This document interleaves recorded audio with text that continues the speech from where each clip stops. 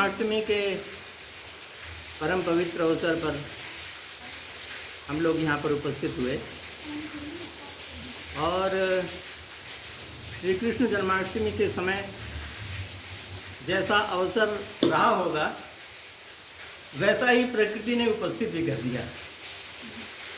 महाभारत में लिखा हुआ है कि जब श्री कृष्ण जी का जन्म हुआ था तो भयंकर काली रात थी, रात के 12 बजे थे और घनघोर बादल छाए हुए थे और अत्यधिक वर्षा हो रही थी और यमुना जी में तो बाढ़ आ गई थी। उस समय उनका जन्म हुआ था। तो आज ईश्वर की कृपा से वैसी ही प्रतिच्छवि देखने को मिल रही है। तो इस समय हम यहाँ पर श्री कृष्ण जन्माष्टमी मना रहे हैं। हजारों वर्ष पहले एक विशाल व्यक्तित्व आया था यहाँ पर और उसको हम याद करते हैं, सदा याद कर रहे हैं। हमको अपने दादा के पश्चात, परदादा के पश्चात के लोगों का नाम नहीं मालूम है ना। बहुत कम ऐसे होंगे जो कि परदादा से ऊपर के लोगों का नाम जानते हों।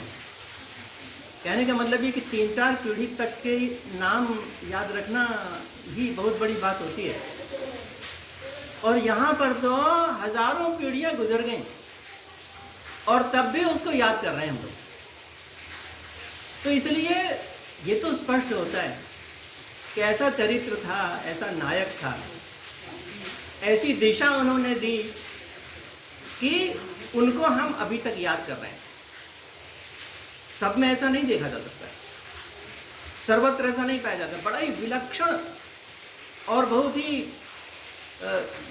अद्भुत प्रतिभा होती है तब ऐसा होता है।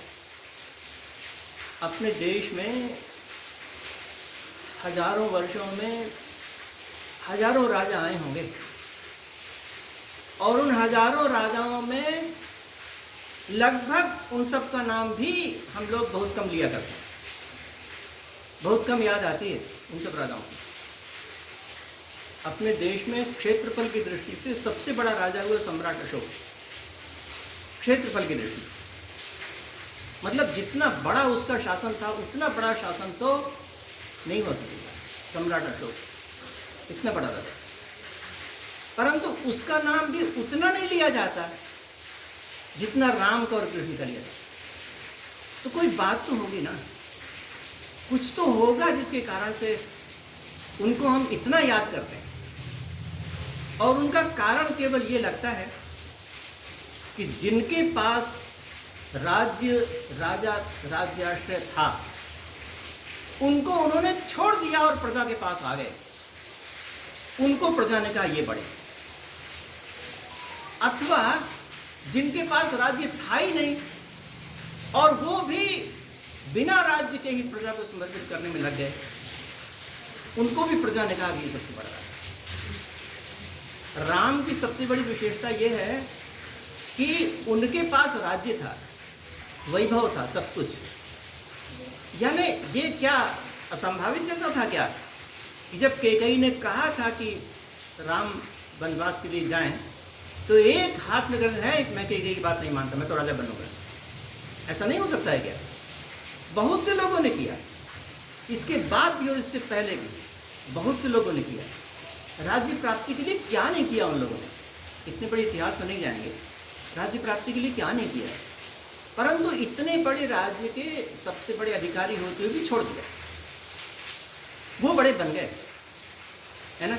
जिसके पास कुछ भी ना हो वो क्या अपने को कहेगा, जिसके पास सब कुछ हो और तब छोड़ दे तो हाँ ये बड़ा है ना। हमारे संस्कृत में कहावत है कि यस्य दैवेनेव मुंडितम खल्वातरम शीर्षम, अर्थात जिसके पास, जिसका सिर्फ पहले से ही गंजा है, वो कहे कि देखो मैंने कितना अपना सुंदर ललाट बनाया है, बढ़िया बनाया है ना। वो क्या कहेगा?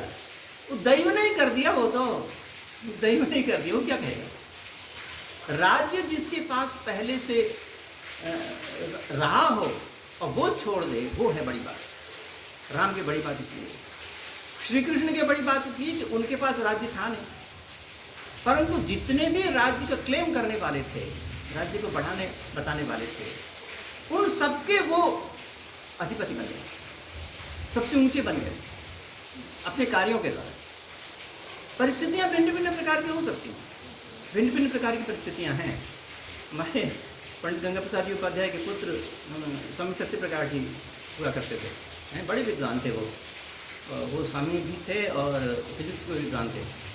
तो कहते थे कि रामायण और महाभारत में एक वाक्य में पूरी रामायण और महाभारत बताओ, एक वाक्य में रामायण भी हो जाए महाभारत भी हो जाए, दोनों। तो कहते थे कि ये वाक्य है कि रामायण की कहानी भाइयों भाइयों में प्रेम की कहानी, और महाभारत की कहानी भाइयों भाइयों में विरोध की कहानी है। ये श्री जी, तो एक जमाना था भाइयों भाइयों में प्रेम हुआ और वो चरित्र मान लिया गया, और दूसरा चरित्र आया जब भाइयों भाइयों में विरोध हुआ, और विरोध के परिणाम स्वरूप एक ऐसा व्यक्तित्व उत्पन्न हुआ जिसने कि सबको अपने अंडर में रखा, अंतर्गत रखा। लोग कहते हैं ना एक अम्ब्रेला में आ जाए, अम्ब्रेला में छाता, एक छाता में सबको रख लिया। माने कौन भी, ये तो गजब लगता है ना, जो उसके विरोधी कहे जाने वाले हैं वो अपने आप, माने जो पांडव हैं और कौरव हैं, दोनों में से कोई तो उनसे विरति रखता है, दोनों विरति नहीं, परंतु फिर भी दोनों के वो उच्च अधिपति बन गए, उच्च बन गए। तो ये एक सामान्य बात नहीं है। तो श्री कृष्ण इसलिए बड़े थे कि वो किंग नहीं थे, किंग मेकर थे, है ना। कुछ लोग राजा नहीं होते, राजा को बनाने वाले होते हैं। तो वो उन्होंने राजाओं को बनाया। युधिष्ठिर के समय जब राज्य था, युधिष्ठिर का जब इतना बड़ा राज्य हुआ, पहले महाभारत युद्ध से पहले जब युधिष्ठिर का राज्य हुआ, तब जो उसमें राजसूय यज्ञ करने लगे, तो राजसूय यज्ञ करने के समय युधिष्ठिर तो अपने राज्यासन में बैठे हुए थे, और सबकी बारी आई और लोगों ने कहा कि कौन कौन किसके बंटवारे में दिया जाए। तो श्री कृष्ण ने कहा कि मैं विद्वानों के चरण धोऊंगा, ये मेरी ड्यूटी लगा दो, विद्वानों के चरण धोने में लगा। युधिष्ठिर तो उतने राज्य आसंधि में बैठे हुए थे और अन्य लोग बड़ी बड़ी आसंधि में बैठे हुए थे, और श्री कृष्ण जो है वो कहते हैं मैं चरण धोने में लगा। तो इतना होने के पश्चात भी सर्वोच्च हो गए, क्योंकि उन्होंने उनको बनाया, क्योंकि वो ऐसे थे कि उन्होंने सबके ऊपर अपने मन से शासन किया, डंडे से नहीं, मन से शासन किया। तो ऐसा होने के कारण से वो सबके अधिपति बन गए। जब जब किंग कर्तव्य मूर्धा आई, महाभारत की युद्ध में, अब क्या करूं, अब क्या नहीं करूं, तो बिजली की कौंध जैसे वो उपस्थित हुए और उन्होंने कहा कि ऐसा होना है, ऐसा होना है। महाभारत के शुरू होने से पहले भी न जाने के इतने प्रसंग आए, और महाभारत के समय में प्रसंग आए कि करूं कि ना करूं। अब बताइए, इतनी बड़ी अक्षौहिणी सेना बैठी हुई है, अक्षौहिणी की सेना रहती है, जो सबसे बड़े सेनापति उसको मोह हो गए, है ना। आप कल्पना कर सकते हैं, इतनी बड़ी सेना हो, सेनापति को ही मोह हो गया कि अब मैं क्या करूं। तो ऐसी दशा में जो किंग कर्तव्य विमूढ़ता की स्थिति है, उस संपूर्ण विमूढ़ता को विगलित करने का जो श्रेय था तो उनके पास कोई अपना बड़ा उपाधि या कार्य कभी नहीं प्राप्त करने की चेष्टा है, कभी प्राप्त करने की चेष्टा नहीं। राम के समय ये था, राम ने जब युद्ध किया तो वो विरथी थे, रावण रथी विरथ रघुवीरा, विरथ थे राम के समय, और श्री कृष्ण के समय जब हुआ तो सारथी थे। एक इतना बड़ा राम और वो विरथ था, एक इतना बड़ा श्री कृष्ण जो कि सारथी था, धनुष तो उठाया ही नहीं, सारथी था, है ना। तो ऐसी दशा में भी वो संपूर्ण से ऊपर हो गए, और जो उनकी विशेषताएं बताई गई हैं, गीता में बहुत सी विशेषताएं बताई गई हैं, उनकी बताई हैं। तो जो विशेषताएं बताई हैं, तो ये तो मुझे मालूम नहीं है, उसमें विवाद में पढ़ना भी नहीं है, तो मगर कुछ तो विशेषता रही होंगी। जितने अपनी प्रकृति में बढ़िया बढ़िया चीज़ें हैं, उसमें उन्होंने कहा कि मैं हूँ ऐसा, है ना।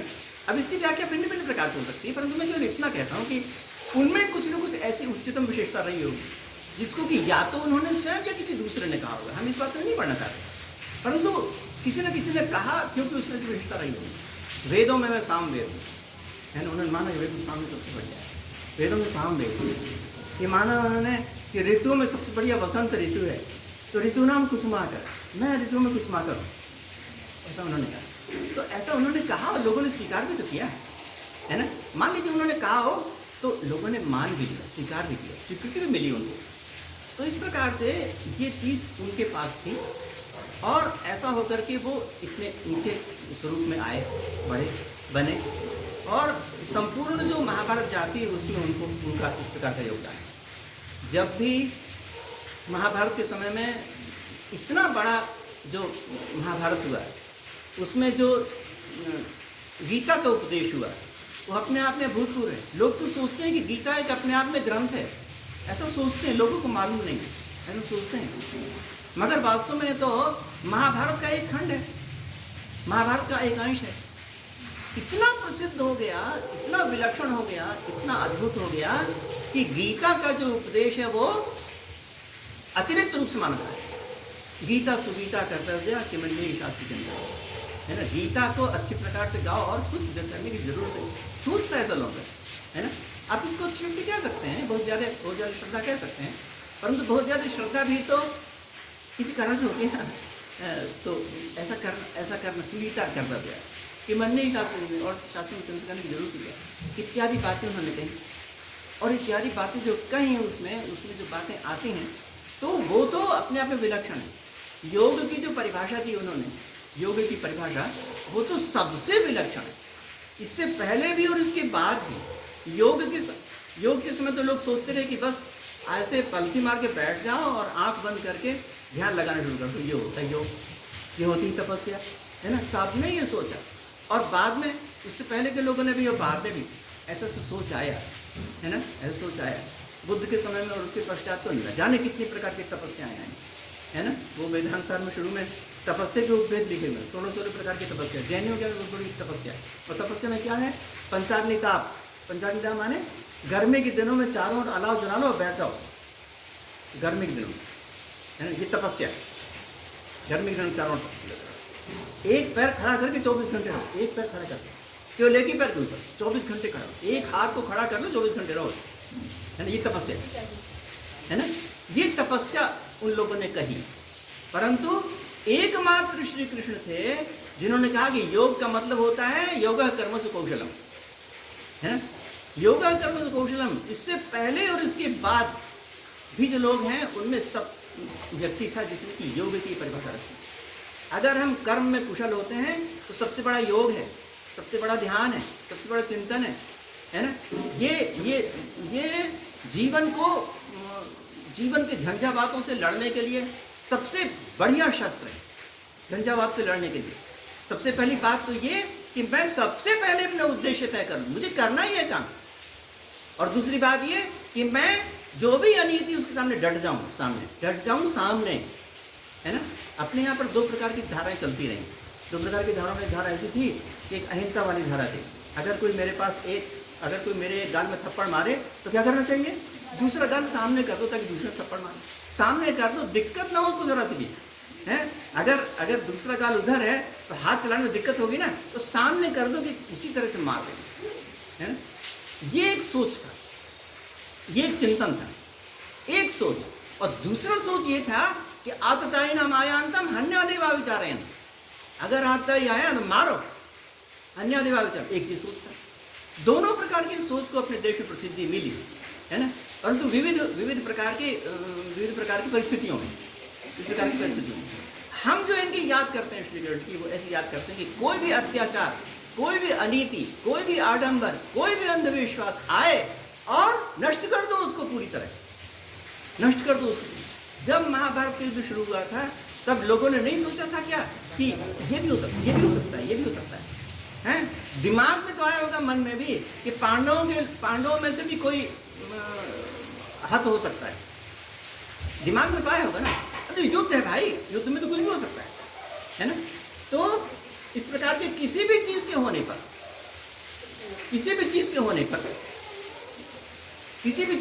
पर उन्होंने कहा कि नहीं, ये बात तो करना है, निश्चय रूप से करना है, तो ऐसा जब हुआ तो उसको फलीभूत हुआ, ऐसा होने से फल मिला उसको, है ना। जितने भी प्रकार के उस समय के चलते हुए सिद्धांत हैं, वे सिद्धांत उस समय प्रतिफलित हुए।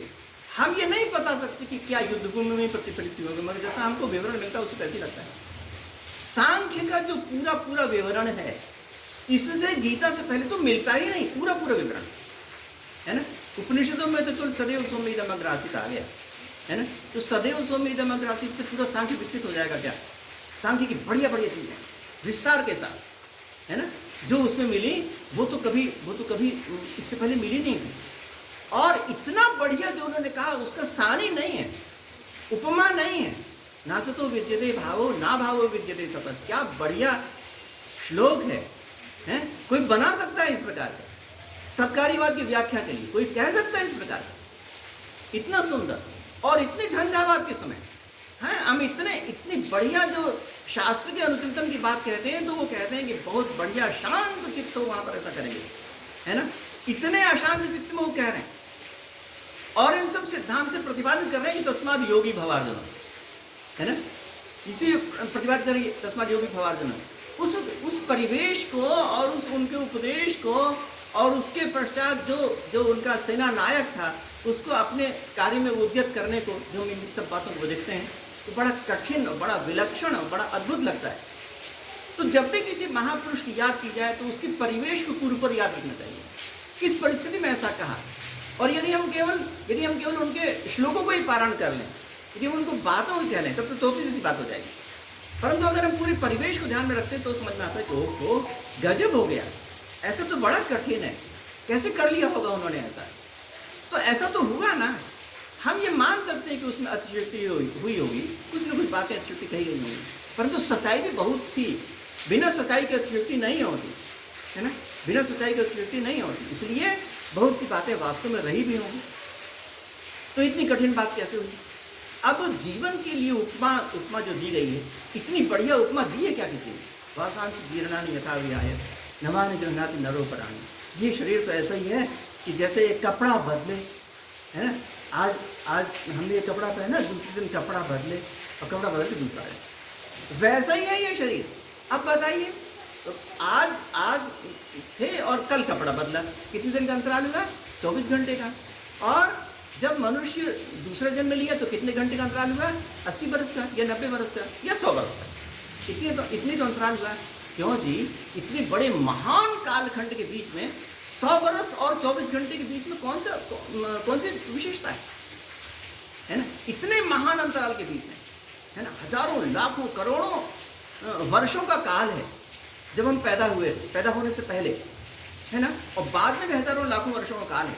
उस कालखंड के बीच में क्या होता है? 100 वर्ष, कुछ भी तो नहीं होता है ना। तो चाहे 100 वर्ष कह लें, चाहे 24 घंटे कह लें, कुछ भी तो नहीं होता है ना। तो 24 घंटे में हमने कपड़ा बदला अथवा 100 वर्ष में कपड़ा बदला, ये जो टाइम है ना, वो मीनिंगलेस टाइम का तो कोई मतलब ही नहीं। परंतु सच्चाई क्या है कि हाँ, वास्तव में बदला, है ना। टाइम की बात जाने दीजिए, 24 घंटे 100 वर्ष को छोड़िए, परंतु सच्चाई क्या है कि हमने बदला। क्या बदला? कपड़ा बदला। तो एक जगह कपड़ा बदला, एक जगह शरीर को बदला। बात तो वही हुई, एक जगह कपड़ा बदला और जगह शरीर को बदला। तो उन्होंने बताया कि कपड़ा बदलने पर भी तुम हो और शरीर के बदलने पर भी तुम हो, है ना। ये मेन चीज, मुख्य बात ये है। टाइम महत्वपूर्ण नहीं है, शरीर और कपड़ा महत्वपूर्ण नहीं है, मगर महत्वपूर्ण यह है कि दोनों दशाओं में तुम हो, है ना। इससे पहले भी तुम थे और बाद में भी तुम हो। इस बात का अगर आत्मविश्वास मनुष्य में आ जाए तो कितना बड़ा उद्देश्य सिद्ध होता है, कितना बड़ा मन में उद्देश्य पूर्णता मालूम होती है, सजगता मालूम होती है ना। कभी कभी तो हम वैज्ञानिक लोग ये कहते हैं कि यहाँ से लेकर चंद्रमा तक कुछ नहीं है ना।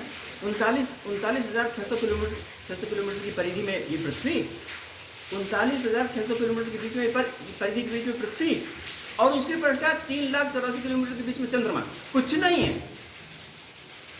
और उसके पश्चात सूरज तक गए तो 15 करोड़ किलोमीटर के बीच में कुछ ग्रह उपग्रहों को छोड़ के कुछ नहीं है, कुछ भी नहीं है।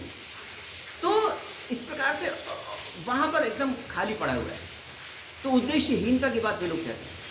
उद्देश्य पूर्णता की बात तो ये कहते हैं, वासंत जीर्णानि यथा वैयायसः। इससे उद्देश्य पूर्णता लगती है।